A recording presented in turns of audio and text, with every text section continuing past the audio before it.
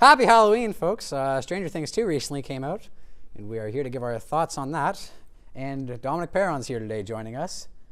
First time on the show. So, Zach, give us your opening thoughts.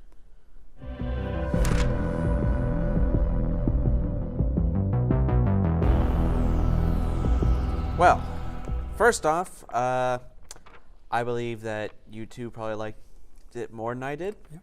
I don't remember anything about the first season. I remember very little about it.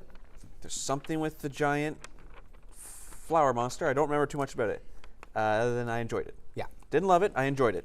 I forgot everything about it. This one, I have my list here of all the stuff I have, and I will give you my very quick rundown of what's on my list. Yeah. First off, pros. Good hypnotic music is what I have written down.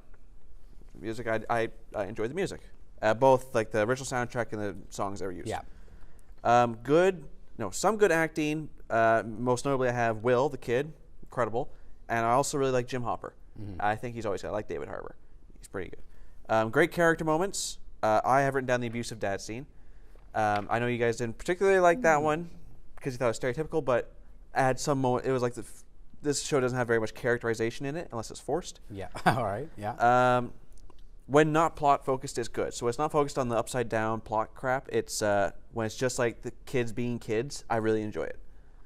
Some funny jokes. Pull out. Yeah, the pull out. That was pretty good.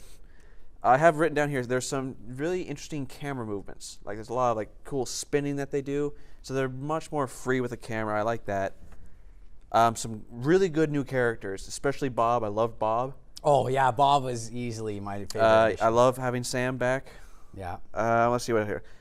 Government isn't evil, but we still don't trust them, and we don't know if they're evil. Mm-hmm. But they're not specifically, we're evil bad guys. And I love that. That was really good. And then final pro here is the final scene I thought was really good. Yeah. Cons. Not to get into spoilers here. Remember that? Okay. Well, people have know the episode titles. So can I say that? Sure. Was pointless. Okay. Yeah. The plot I found both boring and very similar to the first one. I did not like that. Like similar to episode 7, I didn't like that. Bad acting. I have written down here Joyce and Jonathan. Okay. Yeah. Joyce, I think she's just very one note. She's good at what she does, but it's the same thing what she does. It's like if she's sad, she has that same like. Joyce is Winona Ryder. Yeah. Right? Okay. Yeah. Yeah. When she's acting, she always has that like, I'm going to get you right now and all that stuff. And she does it whether she's happy, sad, or angry, whatever. She does it all the time. Jonathan, I just felt like he was not very good. Okay. In the first season, I thought he was okay because he felt very brotherly. And this one, there's none of that really. Yeah. In the first season, you're like, I want to help out my mom. And He was a lot more of like. He had a lot more confidence in this season in terms of his character. Yeah, he was emo, so he was meant to stay quiet. And when he was quiet, he worked. This one, he got a bit louder, and it didn't work. Mm-hmm. And especially when he was trying to do like comedic stuff, I didn't think he was good comedic stuff, except for that one reaction he had. I thought it was pretty funny. Characters are now stereotyped. Not necessarily an issue. Dustin is now like the funny fat kid. He's basically Chunk. But he's not really fat, which is cool. Yes. The black guy is now angry all the time. I like the black character. What was his name? Lucas? Yeah, I felt like he was more stereotypical. He was always like. I found him more angry in the first season. I think the exact opposite. I use angry as like as a term. I just found him very more one note. I didn't find him as interesting. Yeah. Okay. I actually really disagree on that one. What's the kid's name? The main white kid. Mike. Yeah, I found he was very boring. Like yeah, he was easily just the moody. worst part about He was just moody the entire time. He's like, I miss L. Yeah. That's all he was. It was very boring. Like the first one I felt connections to because he's just such a nice guy. This was just so moody. I hate him. Yeah. Okay. This is one that I'm not sure if everyone will care about. The cinematography I did not like. I liked the colors, but I found it was just too dark all the time. Okay. Like it was just so dark. Like there's a few little moments in there of good cinematography, but overall the cinematography wasn't very good. I felt it was just a bit bland. The best way I can describe it is that they were trying to be like Roger Deakins, but failing. Okay. So not Roger Deakins. Yeah. You found them, they were trying to be like Roger Deakins? Just in the way that the lighting was, because Roger Deakins, I know he likes having like the faces very dark and all that stuff. I feel like they're trying like that, but just the visuals weren't interesting enough, unless with the exception of some interesting color schemes and some camera movement. I did not like the story. Okay, yeah. I'll get more into that later. I just did not like the story. It takes a while for things to actually happen where you're like, And there's no structure to it, which is my next point.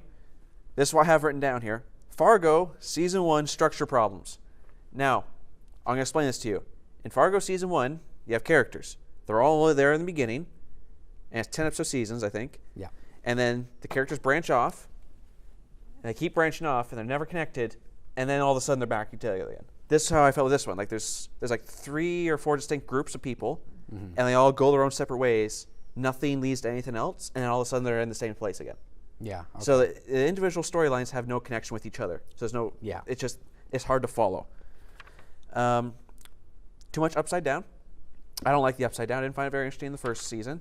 And I feel like they're doubling down on it. I feel like this season should have been more about characters.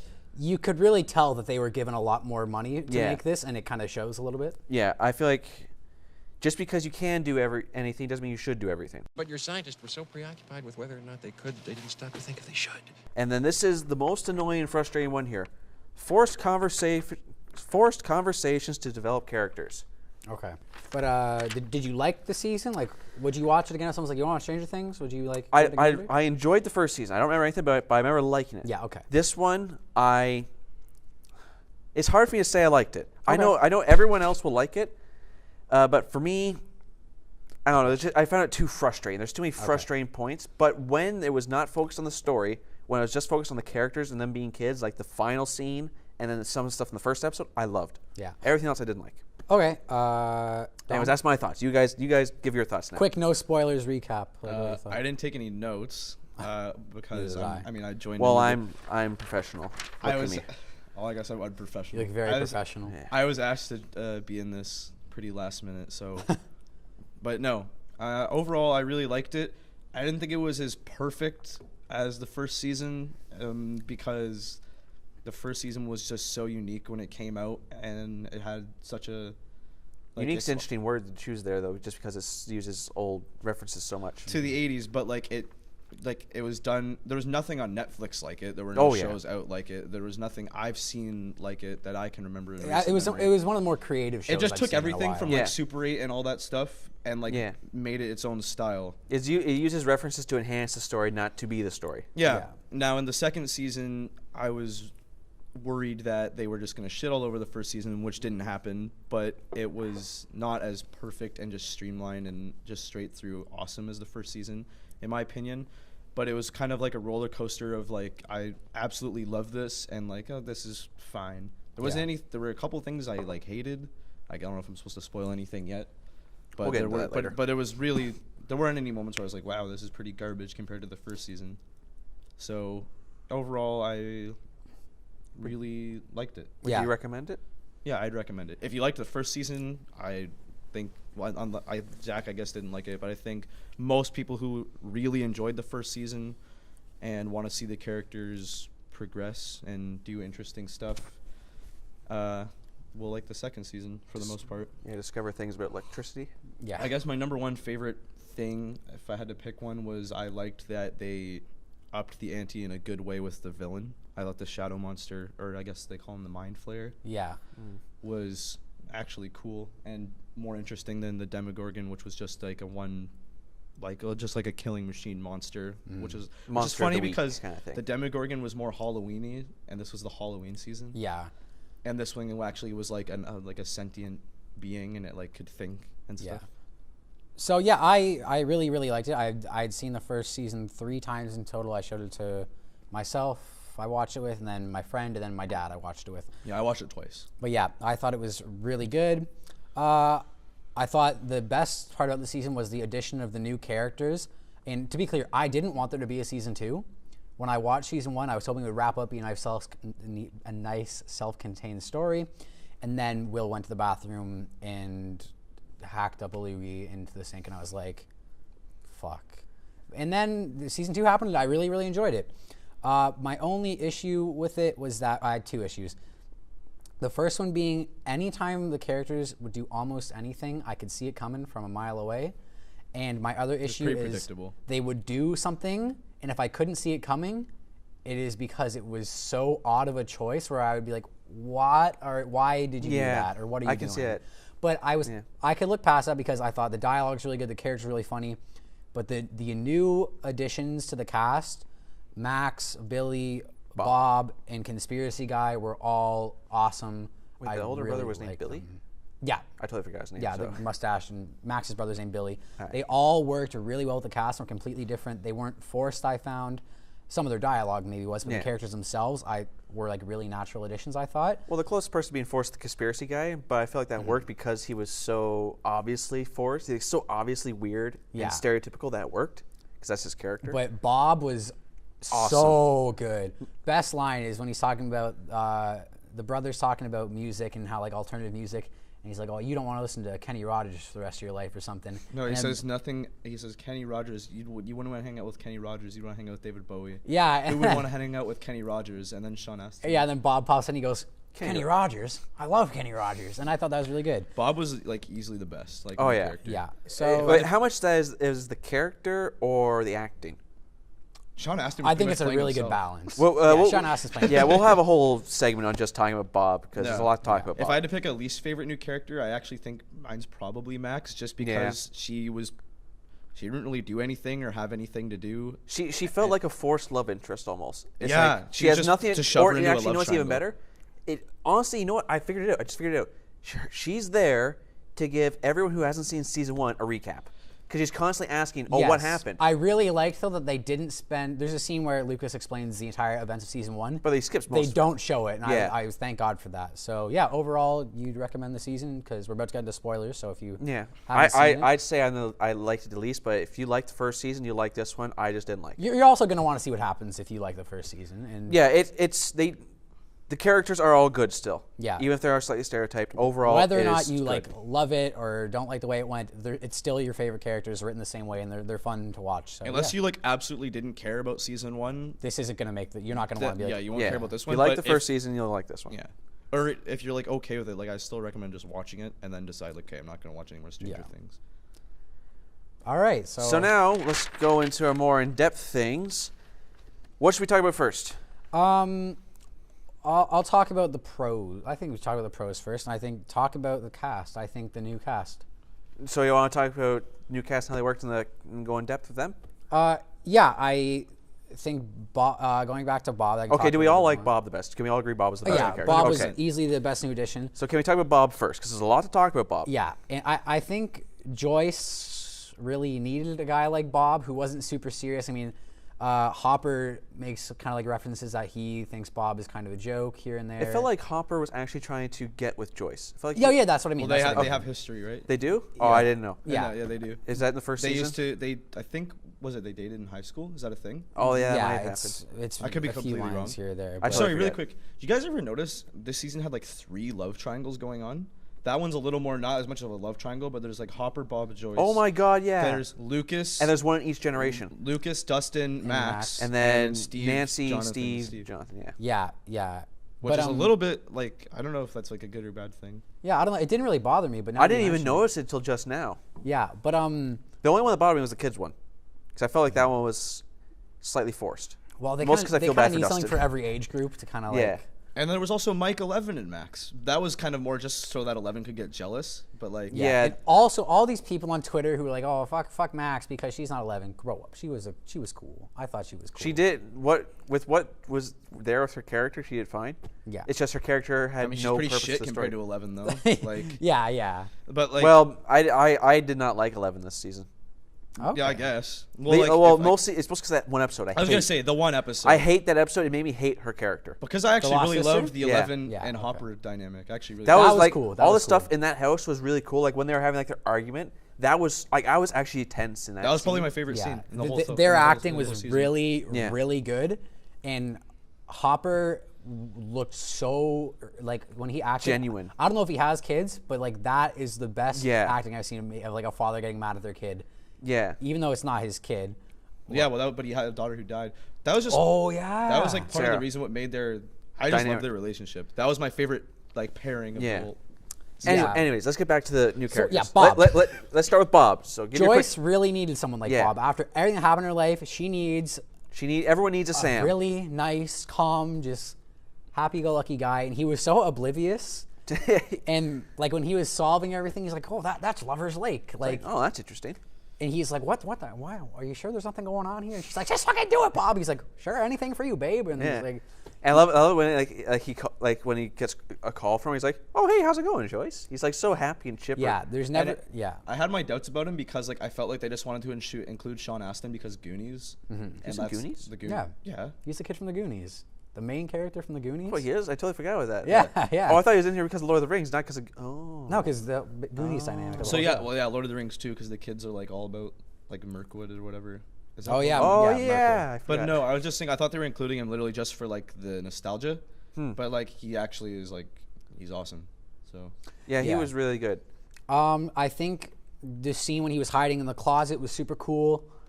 And I really liked that. I mean, that scene was tense, but also predictable. Dom hated the fact that he forgot his gun. I thought it was quite believable because he's I have never a lot carried to a say gun on on this. him in his entire life. I have a lot to say here. Okay, let me finish this thought. The man's never carried a gun on him his entire life. I don't think it's super unrealistic that he'd be like in such a rush that he forgot it. And he got out of those doors and he stopped running and he went. And then I knew Good it was thing that gonna wooden happen. door is safe. Whoosh, dead. Okay, I have two things.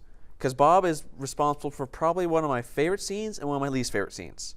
Let's start with one of my favorite scenes, and that was when he was driving Will to school. And it was a bit obvious, but it's just the way he was telling it was so cool. Like he was telling a story about the clown. It was really good. I was so engaged in the story, and I knew it was such an obvious that it's gonna be like it's gonna come up again. Yeah. But it's like it wasn't like Will realizes it again. It's like we know that's what's gonna be used as. But it's just the way he was telling that story. It was so engaging. And it's like, you can just tell it's such a good characterization for Bob. It's like, he's just trying to help. And just that story gave him such unique backstory.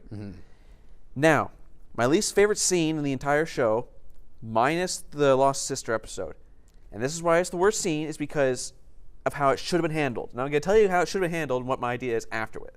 And that is his death. Here's how it should have been gone. Like he made it out. He's like, "Oh, I'm okay," and then they played his death as like a surprise death, like a Game of Thrones cliffhanger death kind of thing. Where it's like, "Oh my god," they played it for shock value. I guarantee you, with this idea of how I would have done it, you would have had people in tears. So he goes downstairs. He's opening all the doors, doing all the stuff for him. Right? Here's what he should have done. He should have attracted all like the demodogs towards him, and he should have had a radio there. And then he knew he was going to die. And then he calls up Joyce and says, "Joyce, I think I know exactly what kind of house I want to have." And he talks about them moving to Maine. And then he's basically telling us to us like, "I know where we're going to move. We're going to like a nice little place out in this corner. We're going to have a farm and all that stuff. Kids will love it and all that stuff." And then Joyce is like saying no because she can like see a camera or something. And he's about to die. Yeah. And he's basically sacrificed, so saying, "Joyce, I love you. We could have such a happy life." And then they come in, and he's not like no tense thing. He's like, he knows he's gonna die. He purposely does a heroic thing, sacrifices himself, tears in your eyes. Great idea. Yeah, but in a way that's a little cheesier than like the way it happened. I think it's less cheesy. Like I'm okay with cheese. That's why Wonder Woman's great. I love cheese. Okay? But I don't like the shock value because there's that good cheese and bad cheese. There's like Tex-Mex and then there's like the high class. That like, character wheels. needed something because that character did not have a good arc overall because like it was such a good setup for him to be like a heroic guy and sacrifice himself. That's what I was expecting to do.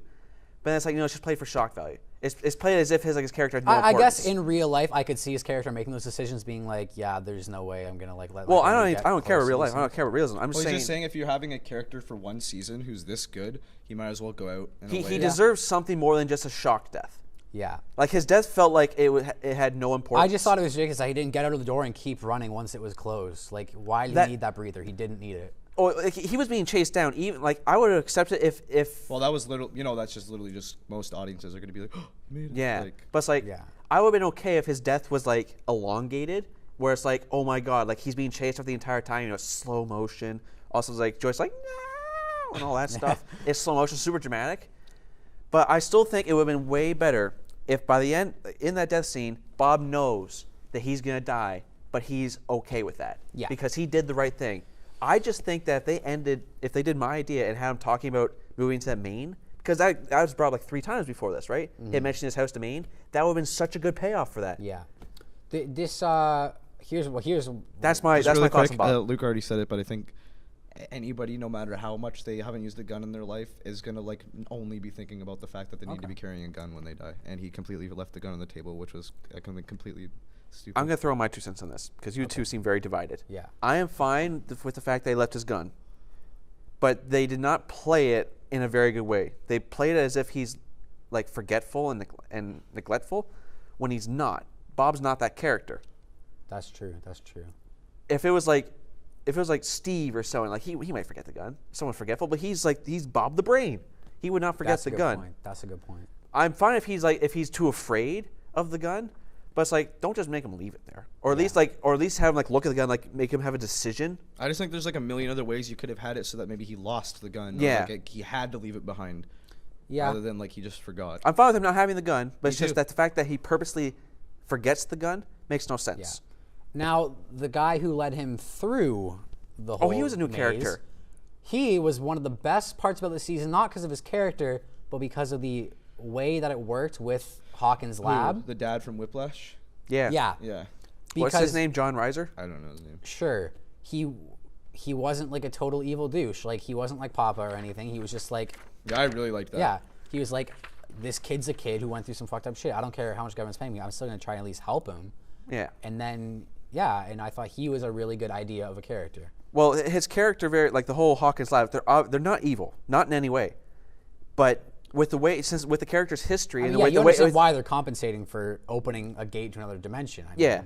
But with the way the characters' histories are, the way it was filmed, we weren't as an audience. We didn't know if they were evil or not. We didn't know if we could trust them, which I found that gave the show a little bit of tension when it had nothing to do with the Upside Down. Yeah. It's like I'm gonna get into my idea later of what I thought the story should have been. I'll say that for the end, but I like the fact that it was not very clear that they were good guys or bad guys. We didn't know what they were. We didn't know if we could trust them. I like that. That was a really good thing about It works especially because it's Cold War era now. It's the time of all the Cold War stuff. You don't know who to trust. That works a lot better. I like that they were all saying that like 11 is like a Russian Yeah, child. the conspiracy guy's like a Russian child. Yeah, and then Billy was really cool, but the second that character came on screen, I liked watching him perform, but I've just realized now every scene except for 2 is him going, "You're late, let's go."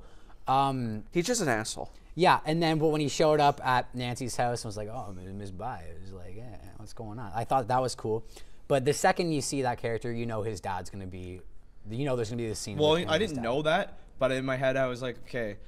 Well, when the dad's abusive, you expect it. In almost every movie ever, if there's like a bully character who's really crazy evil. Well, I don't know. I goes just home to, remember an like abusive Luke and I house. watched it, and as soon as the dad came in and he's like, "Oh, like you're gonna go cancel the date with that whore you're having," and like he calling him a faggot and slapping him around. Like I don't know why that his wife is with him, but yeah. Well, Luke, I just remember looking at Luke, like rolling my eyes, like. So this is the depth that Billy has. I'm glad that they at trying least to it make him gave him character and depth. You understand him, even if it's stereotypical. It's something. Yeah, I agree, and it's not like the scene was garbage or anything. Oh, like it that. was very well directed. I thought I felt tension, even though I didn't like Billy. I still felt tension, like when he's like leaning in, nice and close. Oh, definitely. But I was just like, I don't know. I've just seen it's just been done so many times. Like the dad is abusive to the bully, and so the bully takes it out on other people. Yeah. I liked Max. I thought she was cool. She was different than. I like the 11. way she was introduced in the story. With arcades and stuff Yeah, like that that. was good. She's like a mystery, and then they're like stalking her. I thought that was very fun. I was worried that they were going to be like, okay, we need another badass female lead. Like, what can we do? No, we need another strong female character. Yeah. And she's a good character because she's mean and aggressive and doesn't take shit from guys. Yeah, That doesn't equal a strong character. Yeah. Instead, she was just like a really nice, cool, awesome person. You're like, oh, that's why this character's awesome. Not because she's like against anything, or she's not like subverting expectations for this character. She's just a cool person who I was like, oh. Well, Billy and Max are both good characters. They're both good characters. Here's the problem with them. They don't fit in the story anywhere. They have no point to the story. They add nothing. They're good characters that have nothing to do with the story at all. I guess nothing. Like would if have you changed remove Max was if you there. remove those characters, nothing changes. Yeah. Like some of like the character dynamics, like some of like the yeah. subplots.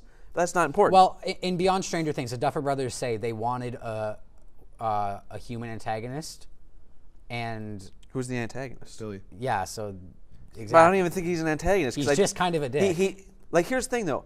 I was like, it was like an episode. It was like one of the last. I think it was actually the last episode where he comes back and like he's like fighting Steve. That was kind of forced, by the way. You knew it was coming though. Oh yeah. But it's like he's fighting him. It's like he was doing nothing the entire movie. And I was wondering, like, how is he going to come back and like mess things up? And he does. Even then, he like messes nothing up. He beats up Steve, and that's it. And that has no effect on any of the story. I love that Steve got his ass kicked though, because Steve gets hasn't won a fight in this Luke. show. Steve gets his ass kicked in every fight that he has. That's true. He got his ass kicked by Jonathan. He got his ass kicked by His friend in the alley by the little guy, theater. and then he got beat up by Billy. You're gonna hurt him! Hey guys, Joey, get off him!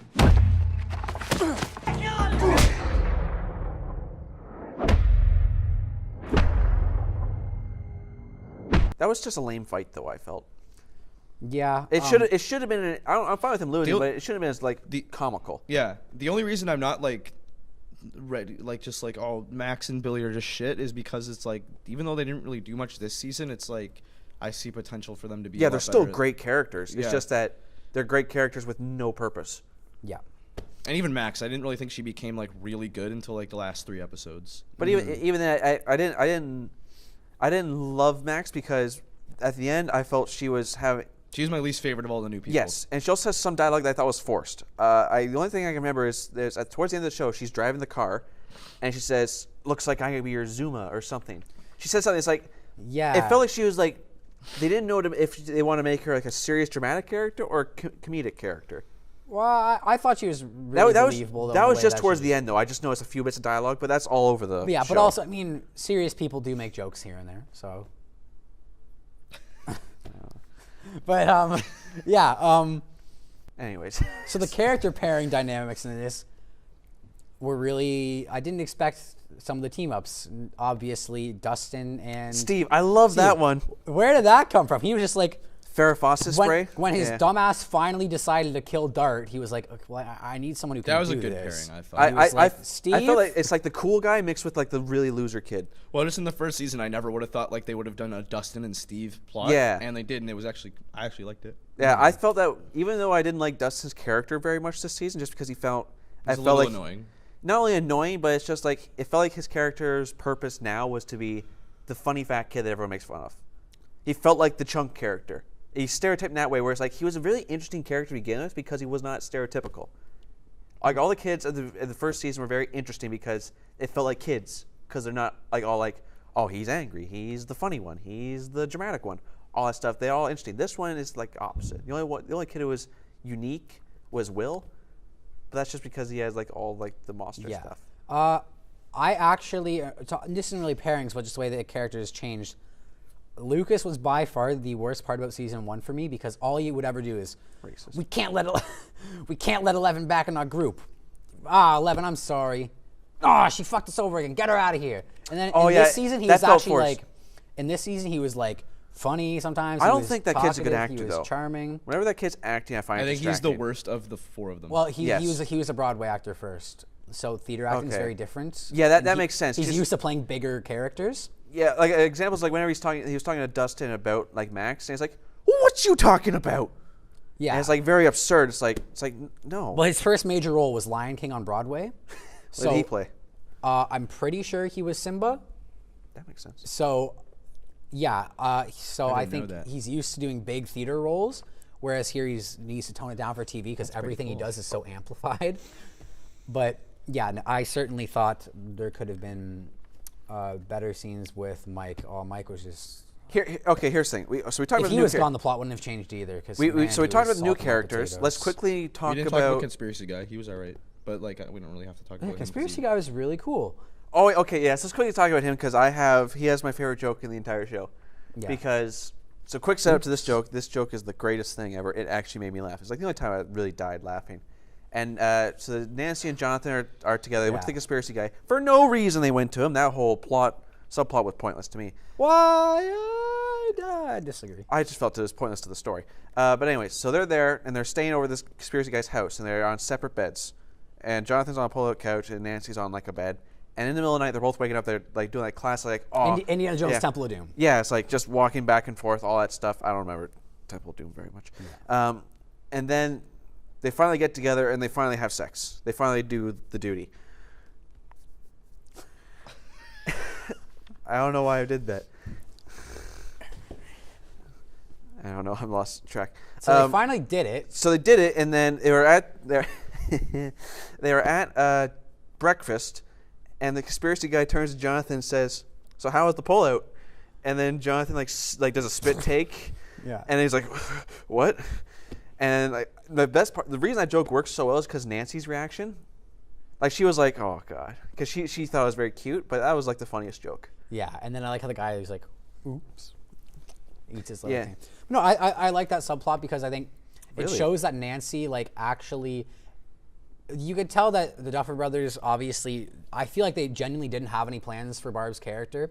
I felt like that whole Barb thing was just way too forced. Until they saw how much the audience actually was like, okay, Barb was cool. Like, what's up with I didn't even like Barb the first season. I thought cool. everyone liked her as a joke. I found her annoying because like her and Nance go to that party and she's like Oh, yelling. and Barb's like, "Oh, Nancy, how dare you about their friends?" And then Nancy's like, "What the fuck?" Yeah, I actually found her kind of annoying. Yeah. I think people liked her for the first season as a joke. Yeah, it's like, oh man, Barb was so great, and then it just came this whole meme. Yeah, and then they took it too seriously. But no, I thought Barb was all right, and I think that Nancy genuinely was like, okay, we can't just let this go by too. And then I really liked how they were like, well, we can't tell the world that there's an interdimensional portal. That was pretty cool. So how about we just tone it down and say there was a gas? No, or something. Water it down.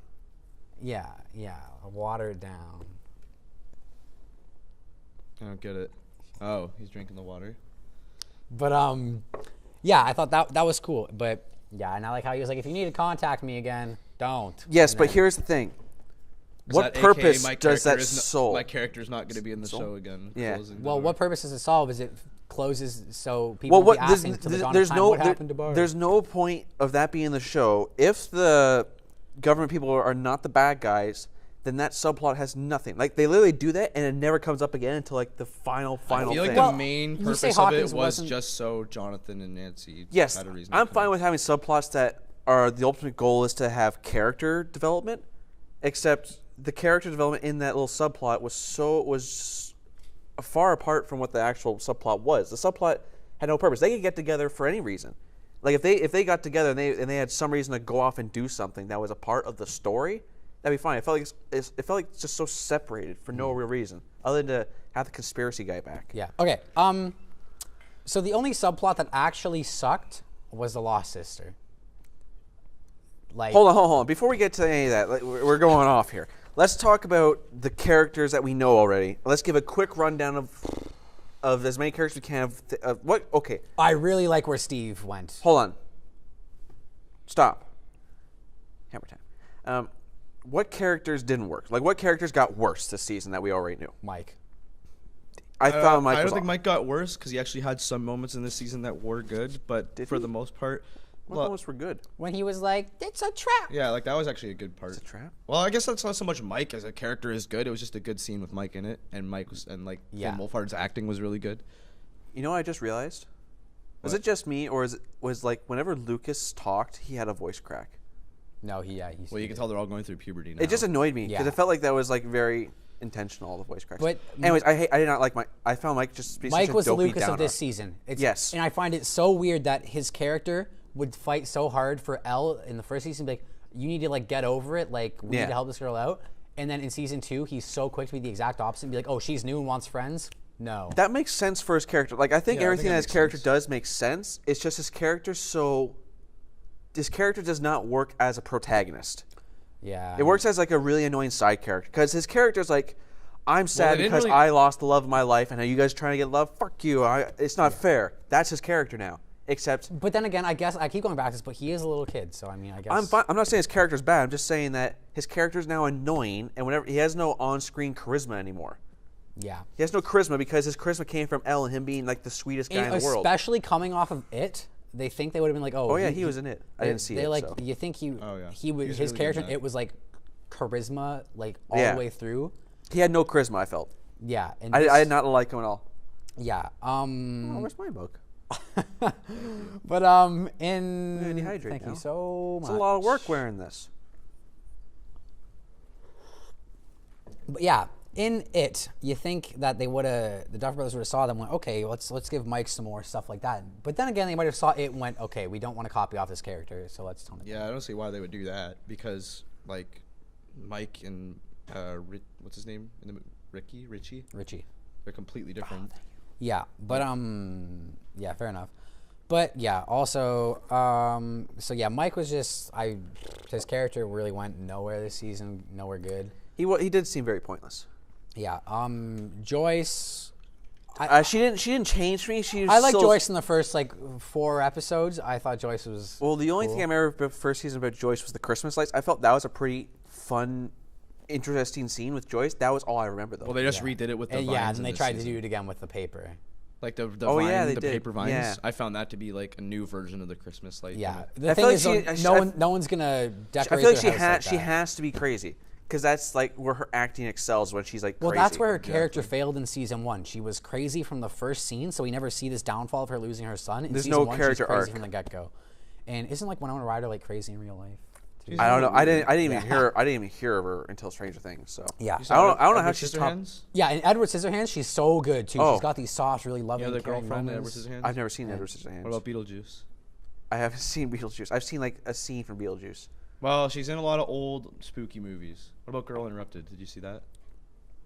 All right. Well, But yeah, Winona Ryder is. Hey, I've seen she's not Spaceballs. awful, but she's people like to roast Winona Ryder. Well, see, I just don't know why she's not top billing. I thought Dave Harbour would be the top billing. Yeah. But then. Anyways, it's on board. Yeah, but I think her character was appropriately reacting to the situation. She's like, okay, my son's been to an alternate dimension. I guess I'll let him have a little bit of freedom, but she's like always there to pick him up. I a did like second that. on I time. thought that was pretty cute. I thought she was quite charming. Yes. That's the thing about this show is that this season, when it's charming and have like all these little like kids being kids kind of stuff, when it's charming, it works so perfectly. Except it's never like that because it focuses on the upside down. Yeah. This is a depressing season for the most part. Yeah, well, it it's was very certainly like dark. I was watching it and I'm like, this is fucking dark. Yeah, I kept saying that. I was like, this is for kids or something. well, I don't really think it's. I think it's young adult. Like, Yeah. Yeah, it's The Empire Strikes Back or Stranger Things. Like when they really went over the edge is when it's like after Bob got killed and then they cut back and he's like actually being eaten. I was like, whoa, shit. That's Like, just a punch in the face for Bob. Once Yeah, again. It's yeah. like his character Yeah. doesn't need that. I was just like, wow, this is actually like a pretty dark, and like when friggin' spoilers for Game of Thrones when Will turned into young Hodor for a minute there on the floor. Hodor! Yeah. And the Spoilers. that was pretty dark when he's like freaking out on the floor. Yeah. Oh, you know what? You know what's like the one shot in this season that like has been melded into my mind? It's when Will's in the Upside Down and he just tries to stand there and fight the monster and it just attacks his face. Oh, and it's like he's over here and the thing's like. No, it was literally when he's standing there, it's all around there, it like sucks onto his Oh, face. yeah. That was so creepy No, to me. the shot that really defines the tone of this season for me is when Will's standing there in the field, and then on this side is they couldn't call it the smoke monster, Yeah. but Lost.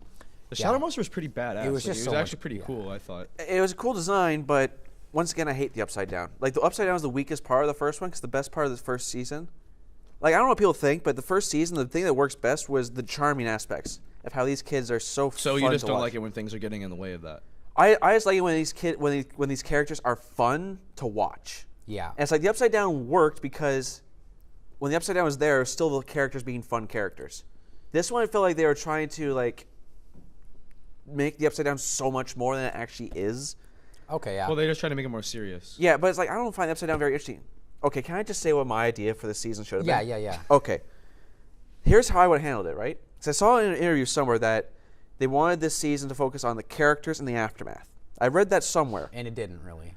For But the here- first 2 episodes, it did. Here's the problem. Here's what it should have been. No Upside Down at all. Except for maybe at the end. So like very little Upside Down. And have it, the characters struggling to cope with the consequences of everything that happened. Maybe have like the weird stuff happening with Will, but it's not a huge thing. It's just him that knows it. He's trying to hide it for everyone. And have the government on a manhunt for Elle. They're That'd be trying to cool. find her because they know somewhere she's alive. Somehow they know. And then Hopper is trying to take care of her while maintaining control over everything else and leading them in like off, like giving them like poor clues and all that stuff. It would have been really interesting. And then eventually Elle, they had that argument and she leaves to go find the kids. And then the government finds her when she's looking around for the kids and the kids have to run with her. Or like Mike says, I'm not leaving you again. They all run with her. So now the kids are being hunted by the government. Or something like that. And then That's really good. And then That's the really good. teenagers have to like try to find the kids before the government does all that stuff. And like the parents have to, like, it's all like just like finding people. And it's like all these good character moments because there's no huge. My biggest problem with this season is that the threat is, once again, it's the end of the world. Yeah. And you have a movie that's like Stranger Things or a show that's like, okay. It's basically a long movie. It's like, okay, it's the end of the world. Okay, we stopped the end of the world. You don't do that again. Well, that's the thing. That's why I didn't want there to be a season 2. And I think also the Duffer Brothers are almost treating each season like, going back to Fargo, Fargo tells one story a season. So they tell it from beginning to end, which is what Stranger Things 1 did. Yeah. And then Stranger Things 2 did.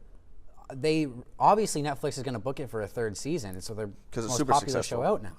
But they don't have to wrap up the story. They could have done the first, like, 2nd season, like what you said. Yeah. In the last maybe 2 episodes. Then bring the Upside Down back. Then bring the pumpkins in and stuff like that. Yeah, that would be fresh. Or you know what you do? You sprinkle it the entire time. It doesn't have to wrap up at the end of the season. It really doesn't. Yeah, it's have like to. you could have had a bunch of things. So it's like Elle does all this stuff, and then like then maybe the teenagers like find the conspiracy stuff. It's like I just don't like the Upside Down was such a big part because it's so old. It also is a very general audience show, and the general audience really wants that. Well, that's what Yeah. I'm saying. Like, I feel like unless it's pulled off really well, like Yeah. you're saying, like people are going to be annoyed. Like, well, where's the Upside Down? 11 went to the Upside Down at the end of Yeah, season 1. I like, guess that so. Kind of thing. Yeah. It was, I guess, yeah, you have to play the general audiences, but I don't know. It's just, is it just me or like I found the Upside Down in the first season actually more interesting than this one. This one just felt like It was just so easy to get to in this season. That's what I'm saying. And Was- I was laughing Like, because he dug like 2 feet into the ground. it was such a and big was deal in at the there. end at the end of season 1, where that 11 got trapped in the Upside Down. Yeah. And she just like peels through like She pulls a like an thin Ace layer Ventura of Pet gel Detective and just pokes a hole immediately through is it. back in the real world. So I was like, okay, so obviously the Upside Down isn't like as big of a deal. it's in not as terms of- mysterious anymore. There's no mystery to it. It is Yeah, 'cause leaking when- into our yeah. world See, though you know what's because funny he is like like coughed that thing up. I know this is kind of a weird movie, but in the Insidious movies, in Insidious 2, they spend so much time in the ghost dimension and it just ruins all the mythos. Matrix there- Reloaded, when they like There's no mystery to it like, anymore. There's so many series that do that. But when it comes to Stranger Things, for me, is it's like the difference between me and you is like I actually find the Upside Down interesting and I like finding out more about it. I whereas- just find it's too like dark. And It's also- too bland for me. The Upside Down, like the first season was cool because it's like oh, it's a reverse world. It's like a weird demon world. And it wasn't there. It was barely there. yeah. And it was very interesting because it was mysterious. Now it's just like, oh, we're here all the time. It's actually boring. And where season 1 worked is they've got someone stuck in this dimension that's like, how do they get in there? Yeah. And then the whole thing is them trying to figure out this problem. In season 2, he gets in there and he's out within 45 minutes. You know what would have been a good idea? Instead of having the Lost Sister episode, they have one episode completely devoted to Will in the Upside Down from season 1 that shows how he survived. That would have been cool. This season had way too many flashbacks. Like, they think the audience is really dumb because anytime they talk about anything, flashback to him The in the car. worst one telling that him they the ever story. did, the worst one that they ever did, was when it was like 11 in the Lost Sister episode, where it was 11 and she was like realizing she had to go back, and as she was she was talking to 8, is it 8? Yeah. It's like being like cut with when she's hugging Mike and Dustin when she saved Mike from falling off the Yeah. cliff, and I'm like, how like much are you gonna spoon feed this? It's like, Or when even she's like, channel your anger, shows her skateboarding with Yeah. Mike. I was like, they were literally skateboarding together. It's not like this big moment And she has all to this go stuff back like to. just happened. Here's an interesting question I want to pose to you two, because the general audience does not understand this. Because the general audience doesn't understand what subtlety is in movies. I'm gonna ask you guys a question. Give me your honest opinion. Why is subtlety important? I'm gonna give you my answer first, okay? Subtlety for me in a movie is important because if a movie is not subtle, it's obvious, and when movies are obvious, you feel stupid and it's not engaging. It's like if you have a puzzle, but you have the answer to the puzzle right away, so you're just doing it. There's no fun to it. There's Yeah. nothing to go along with. That's why subtlety is important, because it's like, okay, there's this character, I don't know what they're thinking. Instead of you telling me what they're thinking, let me interpret it. It also gives an intention for second viewing too. Exactly. And also, it kind of, without the subtlety, it loses the artistry of the writing, I find. Yeah. Because there's an art to writing dialogue, and the way you can interweave things, everything has a double meaning. And I used an example today. I completely forget what it is. But when someone talks about something and they say a line that might seem like nothing, maybe on your second viewing you go, "Oh, that means a lot she's more." referring back to something from this one episode that connects the two. That is a really cool way to write that. Yeah. Instead, it's just like, channel your anger. Remember when she was mad because she saw them skateboarding? You probably saw it 4 hours ago, but in case you forgot, here it is again. Yeah, and it's like, that's more engaging if you think, because that limits your options for what the character is. She's angry. Why is she angry? We don't know. Could she be angry at the fact that she doesn't see Mike, that Mike's skateboarding? You don't know. There's many options. It opens a more interesting character with subtlety. It's so funny because it shows her being like taken by the guys in the laboratory, and she's mad because she's experimented on like cattle for like 11 years of her life, and then it's like she's also mad because of boy. It's like she was really tortured for her whole life, and then it's like it's kind of really forced. Yeah. I remembered my example of subtlety. In The Office, the first episode. There it is. He mentioned The Office. Dwight is humming to himself. No gifts for you. 6 seasons later, they ask Angela what her favorite song is. She says, "The Little Drummer Boy." And she's obviously in love with Dwight.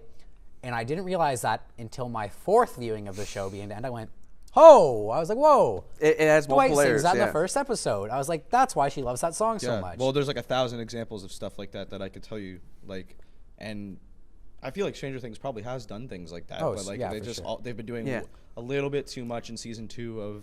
I think it's just because they don't.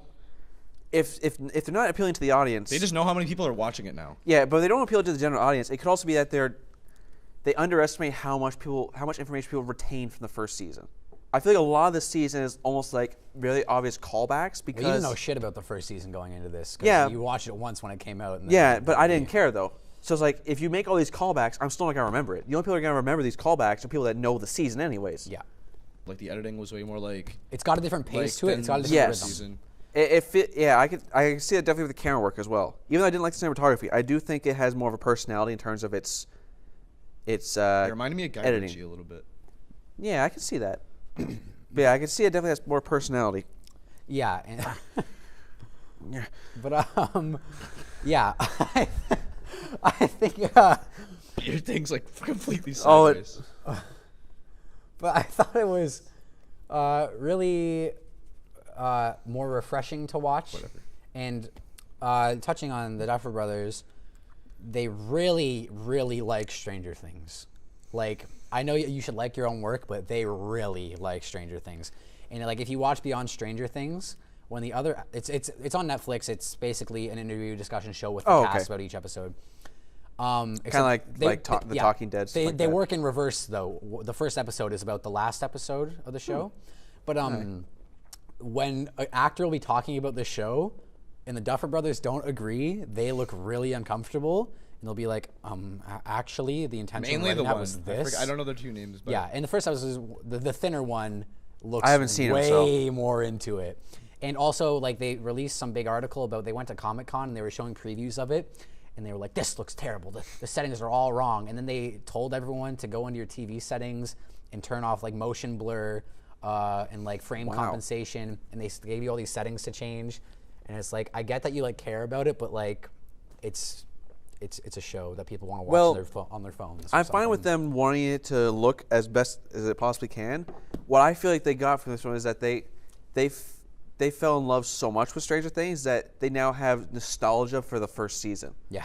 Which, the whole point of the show, the thing that makes it so unique is it has so much nostalgia for the 80s, yet it's still unique. But it does not work when you call nostalgia to the first season, I feel. Yeah. Like the Ghostbusters costumes I really liked. Once again, all the parts had nothing to do with the plot. They were all character moments, worked. Yeah. Now, the soundtrack, not the original soundtrack, but Like the score? Yeah. the original soundtrack was awesome. Yeah, but the songs that they just used within were really, really good. They still haven't used Take My Breath Away from Top Gun, which really pisses me off, because that's like, can't you just picture the romance scene with bow, bow, bow, bow, bow? It would be so good. But I really like the music on both ends of the Like you say songs. that, but when I first picture that song, I picture that song like how they would probably use it is like they're like trapped by the Demodogs, and then it starts playing like the offices, and they play it for like a comedy thing during a dramatic moment. where it's like they're in a fight and then it's like they play as like a dramatic moment or something like that. Almost like I can't see it. That's just the way I picture it. Just because it's such like a comedic song now. Because it's kind of like a Sound of Silence, where it's like if you play that, it's just automatically funny. Yeah, fair enough. So I feel like they wouldn't play it in a romantic scene unless they really, really played it for a really good comedy. Yeah. But that's how I would I like picture the that best song. soundtrack is in season 1, episode 4, when they find Will's body in the pond and they play Heroes. That was like I don't remember anything about the first season. Oh, that was really good. But I thought the original music was actually better than Like the actual score, written Yeah. score. I thought like The I have original I have score. Yeah, I have it the written score down was good hypnotic music, but there's one moment where I feel like they should have gone really wild with it, which is the music never went like Hans Zimmer level of like I'm actually wildness. Here's the thing. The soundtrack reminded me so much of Blade Runner 2049.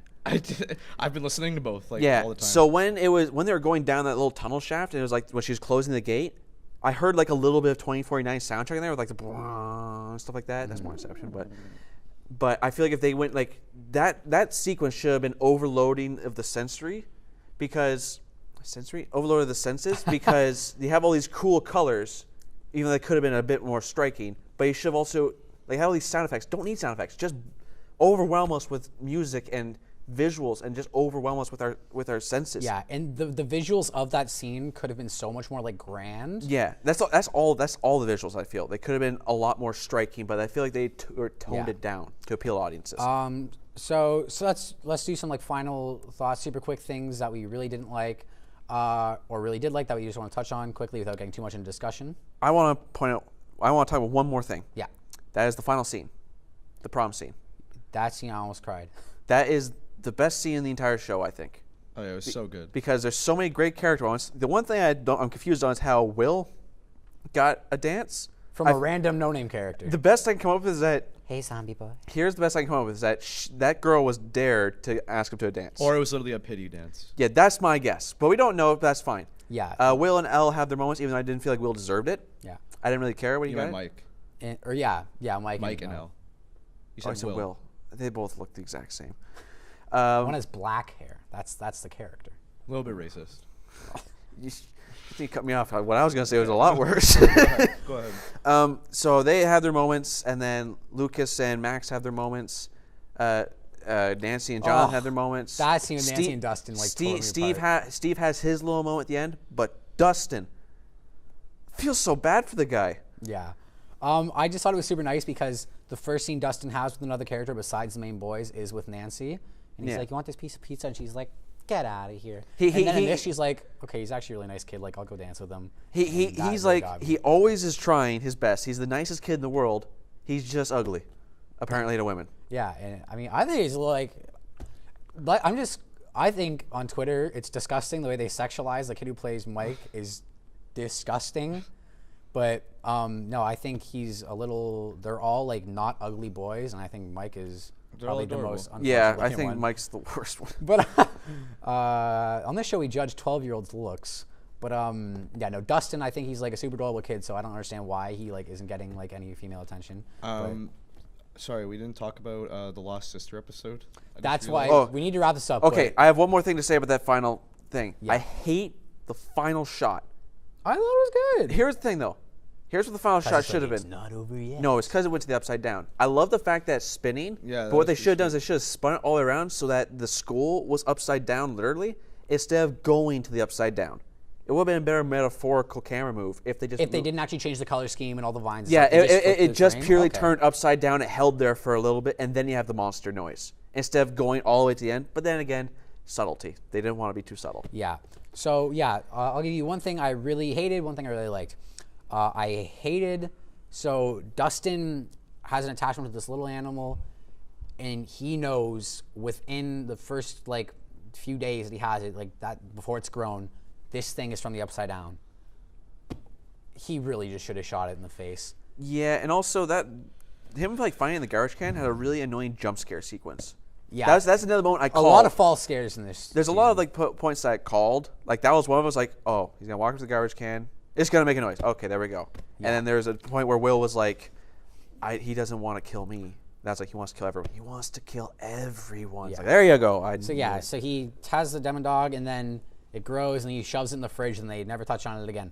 And then the other thing I really, really liked is Steve was like this badass guy, and he was so tough and like up on himself. I really liked what they did with Steve. And then like Steve in this season, he yeah, just Steve felt like more of a human character. He was like the one character that was not stereotyped.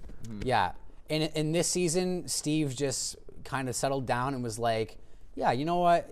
I'm a nicer guy now. Like It feels bad don't what happened wanna be between him that and guy Nancy. I feel anymore. bad for him. I feel like Oh yeah, that Like, that I party feel like- scene where she was like, I feel don't like know he's not anymore. like him and Nancy are now like reversed. Definitely. Yeah. And I feel kind of bad for him, especially because I think now in this like first season, Jonathan was a better That's choice for what Nancy. it really is. Now it's the opposite in this one. Yeah, but no, I just really like the way they went with that. They were like, let's take this character to a place that would really show him Yeah. growing, and that's one of my favorite parts of the season. So, one thing you hate, one thing you love. I literally hate the Lost Sister episode. I have a love-hate relationship with that episode because I absolutely hate The it. whole thing felt like Short Circuit 2, though. If you've it's ever seen literally that. it's going to be Is that a the thing with cult- like with the weird robot? Yeah, he Is goes that Johnny? in the second movie. It's insane. It's literally going to be a cult Stranger Things episode. Like it's Oh, going to yeah. be people love it or people hate it. And I thought it was like literally probably the reason you're going to say you take that episode out. Nothing really is going to be any different. It was pretty pointless.